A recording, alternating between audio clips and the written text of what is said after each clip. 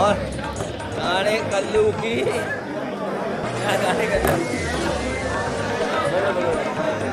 Major विधायक जी, नौजवान हमसे मिले थे, कुछ नौजवान और सेंट्रल फोर्स की पदयात्रा कर रहे हैं, उनके साथ भी भेदभाव हुआ है। और जो एसआई की भर्ती हुई है इसमें पूरा भेदभाव है, खुला खेल हुआ है। हालांकि वो कहावत फर्काबाज के लिए ज़्यादा है, खुला खेल फर्काबाज, उससे भी ज़्यादा खुला खेल हुआ है। आप पता करिए, पेपर पूरा आउट, जो प्रबंधक लोग हैं वो नकल करा रहे हैं, पैसे सबको पता है। जो रिजर्व सीट है उसमें जनरल लोगों को नौकरी दे दी, खुलेआम सबको पता है। क्योंकि बीजेपी के लोग खुद शामिल हैं, इसीलिए नौकरी कैंसिल नहीं हो रही है, जिसमें 150 से लगभग गिरफ्तारी हो चुकी है,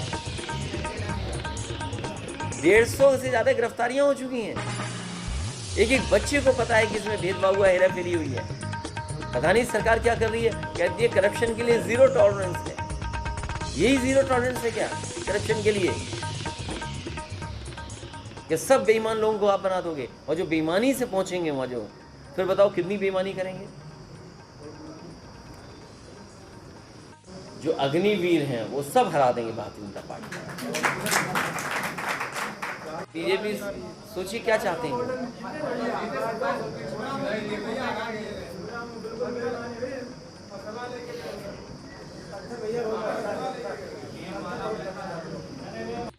कितना भूसा मांगा था, जब सरकार को भूसा इकट्ठा करना चाहिए था तब सरकार भूसा बिकवा रही थी। भाई यहाँ इतना गेहूं हुआ, भूसा तो रहा होगा ना। भाई उत्तर प्रदेश में सबसे बड़ा पैदावार वाला प्रदेश है, गेहूं सबसे ज़्यादा पैदा होता है कि नहीं होता है, सबसे ज़्यादा खेती यहाँ अच्छी होती है, तो इसका मतलब भूसा भी यहाँ हुआ होगा। तो जब भूसा था तब सरकार भूसा बिकवा रही थी, अब भूसा वसूल रही है सरकार। ये सोचिए कैसी सरकार है। तो ये क्या सो रहे थे जब भूसा था उत्तर प्रदेश में तब? क्या इनके दिमाग में भूसा भर गया था क्या? जो भूसा ले रहे हैं उनके दिमागों में भूसा भर गया है।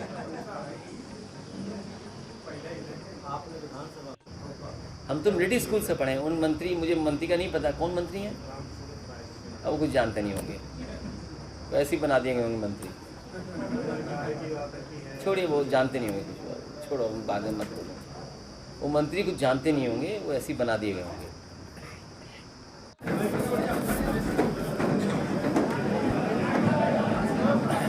मैं आज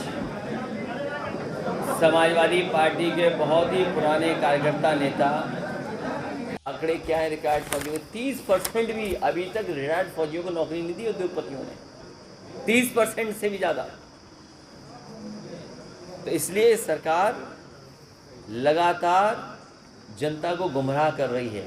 जैसे ही चुनाव आएगा कोई नई चीज़ छोड़ देंगे लोग। ये नफरत फैलाने वाले लोग हैं, ये नफरत फैलाने वाले लोग हैं। जिस तरीके से अंग्रेज बांटो और राज करते थे, उसी तरीके से भारतीय जनता पार्टी बांट करके राज करना चाहती है। और कभी भी सच्चा हिंदू किसी भी धर्म के खिलाफ नहीं बोल सकता। जो सच्चा हिंदू होगा वो किसी भी धर्म के खिलाफ बोल नहीं सकता। इसलिए भारतीय जनता पार्टी महंगाई का जवाब नहीं देना चाहती, बेरोजगारी का जवाब नहीं देना चाहती। और जिस तरीके से इन्होंने सपने दिखाए थे, नौजवानों को नौकरी दे देंगे, 2 करोड़ दे देंगे, कोई कह रहा था 70 लाख दे देंगे, कहाँ है वो नौकरियाँ? और केवल गुमराह करने के लिए ये तमाम योजनाएं भारतीय जनता पार्टी चलाने का काम कर रही है। कहाँ काला धन वापस आ गया बताओ? कहाँ भ्रष्टाचार खत्म हो गया? जीएसटी जैसा कानून लाए थे, बताओ कितने संशोधन हो गए जीएसटी में, कईयों का कारोबार बर्बाद हो गया। डिजिटल इंडिया, हर दिन इनका कंप्यूटर खराब हो जाता है। कैसा डिजिटल इंडिया सोचिए। और एग्रीकल्चर रिफॉर्म के बहाने 3 काले कानून लाए थे। अभी रास्ते में मैं साइलोज देखता आया हूँ, पता नहीं साइलोज कैसे बन गए यहाँ पर। कहीं किसी बड़े उद्योगपति के तो नहीं साइलोज बन रही हैं? मुझे नहीं पता था ये ज़मीन इसलिए ले रहे हैं। याद रखना, समाजवादी सरकार में ज़मीन ली गई थी, लेकिन हमें ये नहीं पता था कि यहाँ बना क्या देंगे। हमें तो लग रहा था कि गाय की सेवा के लिए कुछ गाय का बनाना चाहते थे वो। और बताइए, हमारी सरकार चली गई ना सांडों को पकड़ पा रहे हैं, ना गायों के लिए कोई सेवा के साइलो बना दिया हमारे गरीब किसानों को लूटने के लिए। मंडी नहीं बनी है आपकी, जो कई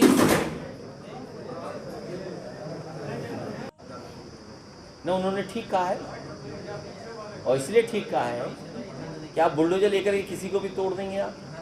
अगर ये संस्कृति होगी, बहुत सारे लोग हैं जिन्होंने अपने घर मकान के नक्शे नहीं पास कराए होंगे, लेखपाल हैं, एसडीएम हैं, तहसीलदार हैं, किसके सारे पे काम करते हैं। आप जिसका चाहो उसका घर नपवा लो, जब चाहो तब तोड़वा दो उसको घर को। तो कानून के हिसाब से तो न्याय मिलना चाहिए। क्या इलाहाबाद की घटना नहीं, उनकी पत्नी के नाम पर घर था और तोड़ दिया उन्होंने बुलडोजर चला करके? क्या न्याय मिला उस परिवार को? भूसा दान में लगाया है कि उन्हें भूसा समझ लिया उन्होंने। नहीं दे अगर भूसा तो क्या कर लेगी सरकार? अगर वो अधिकारी नहीं इकट्ठा करे भूसा तो क्या कर लेंगे? और जानकारी कर लेना आप, ये सरकार भूसे का इंतजाम नहीं कर पा रही है। जो सरकार भूसे का इंतजाम न कर पा रही हो, सांड को न पकड़ पा रही हो, गाय की सेवा न कर पा रही हो, और यहाँ भी सूची बन रही होगी कि पैसे वाले कौन लोग हैं जो भूसा लिया जाए उनसे। सूची बन गई कि नहीं बन गई? बताइए, गाय सेवा करनी है आपको, बजट है आप पे हजारों करोड़ का। बताइए, हजारों करोड़ बीजेपी वाले पास कराते हैं बजट, हजारों करोड़ है गौ सेवा के लिए, तो आखिरकार वो बजट किस पे खर्च कर रहे हैं लोग? इसका मतलब ये हुआ कि सब अधिकारियों को भ्रष्टाचार पे लगा दिया। क्या उसकी पर्ची दी जाएगी कि भूसा लिया जाएगा? तो जो भूसा लिया जाएगा, मुझे तो यहाँ तक जानकारी है कि परसेंटेज के मामले में ठेकेदारों को भी आगे लगा दिया कि भूसा दे दो, परसेंटेज अलग लेकिन भूसा प्लस। ये तो पहली सरकार है जो भूसा भी ले रही है ठेकेदारों से।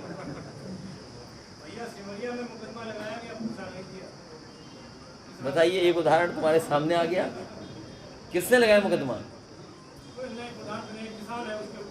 नहीं, उस किसान से कहो मैं दरखास्त दे, है दरखास्त उसकी।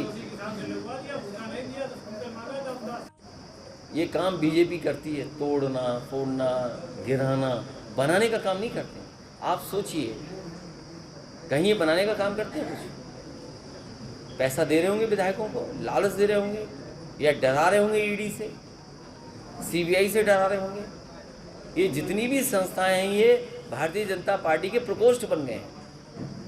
जिस तरह संगठन में सहायक प्रकोष्ठ होते हैं, उसी तरीके से ये बड़ी बड़ी संस्थाएं बन गई हैं। उन्हीं के माध्यम से डराते हैं, उन्हीं के माध्यम से सरकार बनाते हैं, उन्हीं के माध्यम से सरकार गिराते हैं। आप जानते होंगे, हालांकि समीक्षा अभी जानते होंगे कैसे निकाल दिया गया था वोट, गिनी नहीं वोट, वोटे नहीं गिने गए। मंडी नहीं बनी हमारी, मंडी नहीं बनाई इन्होंने, और मंडी वैसी बन गई। तो समझ गए आप काले कानून क्या थे? काले कानून ये थे कि बाजार पर छोड़ दें। कभी कभी बाजार से लाभ मिलता है। इस बार सरकारी खरीद नहीं हुई गेहूं की, क्योंकि बाजार में कीमत ज़्यादा थी। लेकिन अगर बाजार में गेहूं की कीमत अच्छी थी तो ये बताओ धान की कीमत अच्छी होगी कि नहीं होगी? आलू की कीमत मिलनी चाहिए कि नहीं मिलनी चाहिए? तो सरकार वो भी व्यवस्था करे कि आने वाले समय में जो फसलें आ रही हैं उन फसलों के लिए तैयारी क्या है।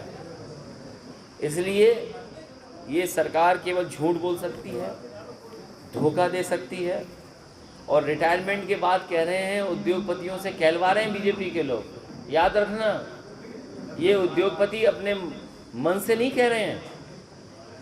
ये उद्योगपति पहले से कभी किसी को नौकरी नहीं दी है फौजियों को। मैंने तो तय कर लिया है कि समाजवादी पार्टी जिले जिलों में रिटायर्ड फौजियों की सूची बनाएगी, और जो उद्योगपति कह रहे हैं कि हम अग्निपथ में जो शामिल होने जा रहे हैं नौजवान अग्निवीर, उनको नौकरी देंगे रिटायरमेंट के बाद, तो वो तो 4 साल बाद रिटायर होंगे। तो अभी जो रिटायर्ड हुए हैं फौजी, उनकी सूची हम इन उद्योगपतियों पे भेजेंगे, कम से कम इनको नौकरी देने का काम करेंगे। कह रहे हो वो गए होंगे इत्तेफाक में, सब वहाँ से गोबर उठा के ले गए होंगे। आपको पता ही नहीं बात। न जाने कितने और ऐसे लोग हैं जो गंभीर बीमारी कैंसर जैसी का इलाज नहीं करा पा रहे। इलाज अगर समय पर मिल जाए और सही तरीके का इलाज मिल जाए तो उससे जीवन बढ़ता है। कैंसर जैसी गंभीर बीमारी का इलाज होना, महंगा इलाज होना और लगातार इलाज होना, उसी से संभव है कि किसी की जान बच सकती है, लंबे समय तक उसके बीच रह सकता है। समाजवादी सरकार में कन्नौज में कैंसर के लिए अलग अस्पताल बना था। ये सरकार ने अगर बना दिया होता तो राम प्रकाश साग जैसे गरीब लोगों को कहीं बाहर नहीं जाना पड़ता, कन्नौज में ही उनका इलाज हो जाता। उन्हें अपना दुकान, कारोबार या खेत या घर नहीं बेचना पड़ता, यहीं पर फ्री इलाज मिल जाता। न केवल कन्नौज में कैंसर इंस्टीट्यूट बन रही थी, बल्कि लखनऊ में भी एक कैंसर इंस्टीट्यूट बनाई गई थी। इसी से आप अंदाज़ा लगा सकते हो कि सरकार की डबल इंजन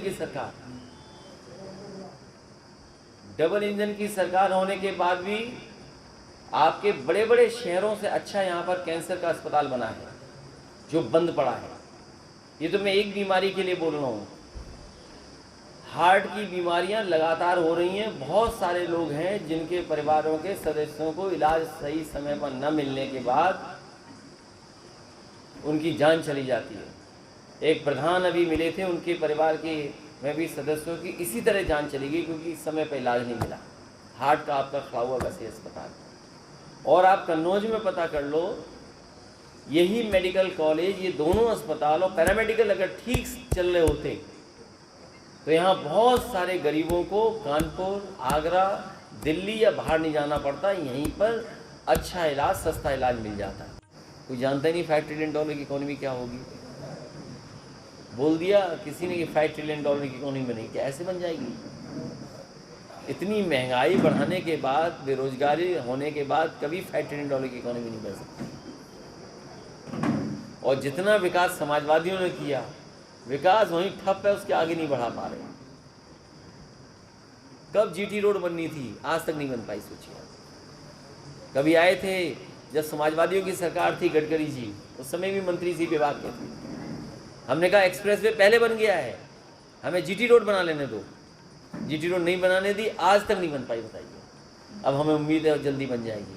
और ये जो बुलडोजर चल रहे हैं, इसको तो कानूनी रोकेगा, कानूनी रोकेगा बुलडोजर को। और बुलडोजर मशीन है, उसमें आदमी चलाता है। सरकार बदलेगी तो आदमी भी बदल जाएगा उसके बाद में, क्योंकि वो तो 4 साल बाद रिटायर होंगे और आज भी तो हैं फौजी बहुत बड़े पैमाने पर। तो यह याद रखना, ये उद्योगपति अपने मन से नहीं कह रहे हैं, इनका पर इतना दबाव होगा सरकार का कि बोलो जाकर के। ये जैसे टीवी पे देखते हो आप, टीवी पे वही बोलते हैं ये लोग जो बीजेपी चाहती है। टीवी अपने मन से नहीं बोलता। अगर ये मन से बोलने लगे तो कुछ और बोलेगा, क्योंकि बजट इतना दे दिया गया है कि मन से बोल ही नहीं सकते हैं। इसलिए हम अपने छोटे पत्रकार साथियों का धन्यवाद देते हैं, कभी कभी ये मन से अच्छा बोल देते हैं। सही बताना, तुम्हें गंगा मैया की कसम हो, बताओ भ्रष्टाचार कम हो गया कि बढ़ गया? और पुलिस टारगेट करती है कि पैसे वाला कौन है कन्नौज में, पैसे वाला कौन है कन्नौज में, पैसे वालों से कैसे वसूला जाए।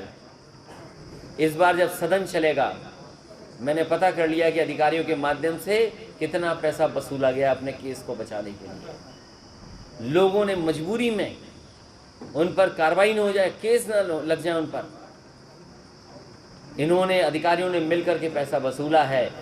एक एक अधिकारी का मैं नाम सदन में लूंगा।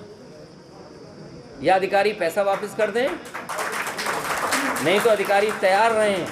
और मैंने अपने समाजवादी साथियों से कह दिया, कोई जोखिम उठा लेना, लेकिन घबराना नहीं, नाम ले देना और नाम लेकर के ही पीछे हटना इन अधिकारियों का।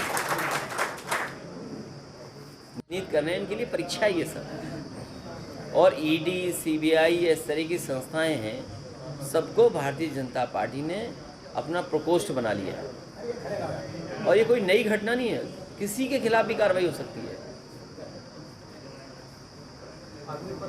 मैं अपील करूंगा कि हिंसा ना हो, लेकिन अपना आंदोलन जरूर हो। सरकार सुने तो सही, क्या करिए सरकार। आप तुलना करने लगते हो अमेरिका में, यूरोप की तरह की फौज में, इजराइल की फौज में। अरे भारत को क्या लेना देना उनसे। आप टेक्नोलॉजी पहले से ही ले रहे हो, 4 साल में कितनी आप ट्रेन कर लोगे उनको। आज जो वॉर हो रहे हैं या जो इक्विपमेंट्स आ रहे हैं या जिस तरह के चीज़ें हैं फौज के पास, आपको 10-10 साल लगता है ट्रेनिंग करने के लिए। आप 1 साल में नहीं सीख सकते हैं, आपको लगातार रहना पड़ेगा उस टेक्नोलॉजी के साथ। आप जब एक तरफ फौज को मॉडर्नाइज कर रहे हो और ट्रेनिंग दे नहीं रहे हो आप, वॉर में क्या होता है किसी को नहीं पता, वॉर में क्या होगा।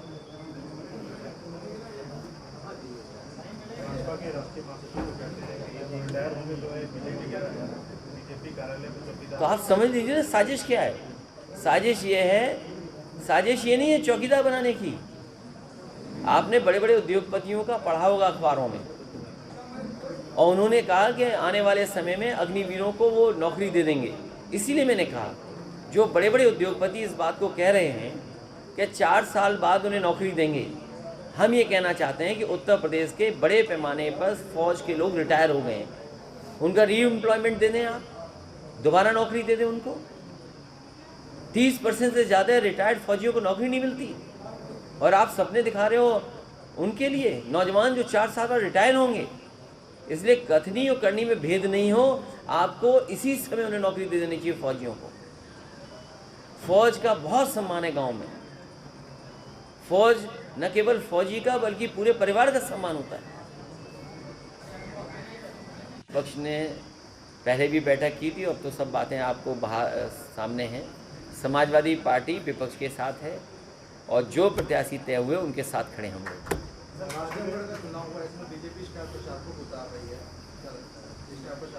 बीजेपी वहाँ हारने जा रही है बुरी तरीके से। रामपुर और आजमगढ़ दोनों सीटें समाजवादी पार्टी ऐतिहासिक वोटों से जीतेगी।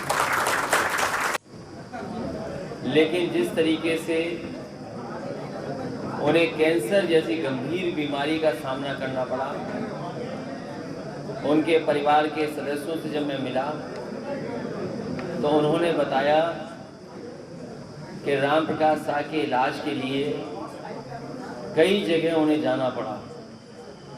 जहां लोगों ने बताया, उन्होंने जहां जानकारी की, लखनऊ में पीजीआई में इलाज संभव नहीं था, जयपुर भी गए, ग्वालियर भी गए, और कई जगह इलाज कराने के बाद अपनी दुकान बेच दी, खेत बेच दिए, घर बेच दिया।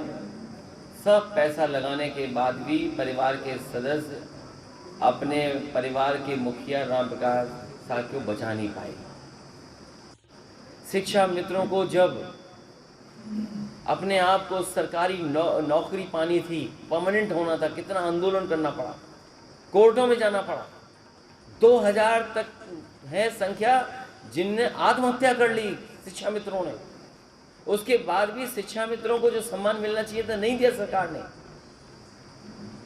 अभी भी बड़े पैमाने पर भटक रहे हैं छात्र नौजवान, और उत्तर प्रदेश की कोई नौकरी निकली होगी, पेपर लीक हुआ होगा, परीक्षा रद्द हुई होगी, और अभी भी समाजवादी सरकार की निकली हुई परीक्षाएं, निकली हुई नौकरी अभी तक भरपाई नहीं कर पाई सरकार। सोचिए, यहाँ पर नौजवान देश की सेवा करना चाहता है, इनका कोई भाषण खत्म नहीं होता जब तक ये नारा न लगा ले भारत का, भारत माता की जय। याद कीजिए इन लोगों के, इनके बड़े बड़े नेताओं के भाषण सुने होंगे आपने, भारत माता की जय हो। हम भी जय करते हैं, सब लोग जय करते हैं, लेकिन बताओ जो भारत माता की सेवा करना चाहते हैं उन्हें आधी अधूरी नौकरी दोगे आप? उनकी कोई रैंक नहीं, कोई पेंशन नहीं, केवल आप कॉन्ट्रैक्ट पे ले रहे हो उनको, केवल आउटसोर्स के बहाने ले रहे हो आप। जो हरी वर्दी पहनने का शौक रखते हैं, जिनके अंदर जज्बा है, जिनके अंदर जोश है, जो अपने प्राणों को निछावर करना चाहते हैं देश की सेवा में, उन नौजवानों को आप 4 साल की नौकरी देना चाहते हैं? समाजवादी पार्टी का मानना है जिस तरीके से फौज की पहले व्यवस्था थी, व्यवस्था वैसी रहे। समाजवादी पार्टी उन तमाम नौजवानों के साथ खड़ी है जो सेना की भर्ती पहले की तरह चाहते हैं। और केवल इनका ट्रैक रिकॉर्ड अगर हम देख लें, इन्होंने कहा कि इकोनॉमी रिफॉर्म करेंगे, नोटबंदी ले आएंगे। सरकारें डबल झूठ बोलेगी, और अगर दोनों सरकारों का सोच लो कि डबल झूठ बोलते हो तो सोचो कितना झूठ हो गया। इनसे ज़्यादा गुमराह करने वाली कोई पार्टी नहीं हो सकती। कहने को ये कुछ भी कह सकते हैं क्योंकि सब कुछ इनके हाथ में है। जो खबर चाहेंगे वो खबर चलेगी, जो अखबारों में छपेगा वही छपेगा। लेकिन हमारे ये जो कार्यकर्ता ये जो हैं वो जानते हैं, हमारे जो पत्रकार साथी हैं मेहनत करके खबर तो भेजते हैं, लेकिन इनकी खबर को भी टंगड़ी मार देते हैं लोग। अगर ये खबर चला दें सही तो बहुत सारा विकास हो सकता है कन्नौज का। आपने सुना होगा अपने मुख्यमंत्री जी का, हमें और आपको क्या गिफ्ट दे रहे थे। इस कन्नौज की पहचान इत्र से है। कारोबार से जुड़े हुए लाखों लोग हैं और दुनिया में कन्नौज ने इत्र के वजह से एक नई पहचान बनाई है। और हमारे मुख्यमंत्री जी बताओ कन्नौज को क्या दे रहे थे। इस बार कन्नौज वालों से मैं कहूँगा, इन्हें गोबर जो कह रहे थे उनको जरूर सबक सिखाना, क्योंकि कन्नौज की पहचान इत्र से है, उसके कारोबार से है। और कौन सा गोबर का प्लांट दे रहे थे, जिस प्लांट को हमने ही शिलान्यास किया था, कभी बताइए। मुझे उस समय नहीं पता था, लेकिन मैंने बाद में जानकारी की तो सोचो उत्तर प्रदेश के मुखिया और मुख्यमंत्री ऐसे हों जिनके पास कोई जानकारी ना हो। कन्नौज को जरूरत है इत्र के कारखाने की, जो समाजवादी सरकार में बन रहा था। आज भी शायद वहाँ बाउंड्री बनी होगी, वहाँ के गांव के आसपास के लोग जानते होंगे। इसलिए भारतीय जनता पार्टी को तब समझ पाओगे जब इसको आप ये समझेंगे कि भारतीय जनता पार्टी जनता की पार्टी नहीं है, झूठों की पार्टी है। जिस समय आप ये मन में रखोगे, दिलो दिमाग में रखोगे कि भारतीय झूठी पार्टी है, झूठों की पार्टी है, तब आप सही समझोगे कि भारतीय जनता पार्टी क्या चाहती है। आग लगा दी देश में, अग्निपथ, अग्निवीर, ये कौन से वीर बना रहे हैं लोग। यहां बताइए कौन चाहता है परमानेंट नौकरी न मिल जाए। ये वही लोग हैं जिन्होंने कभी शिक्षा में तो शुरू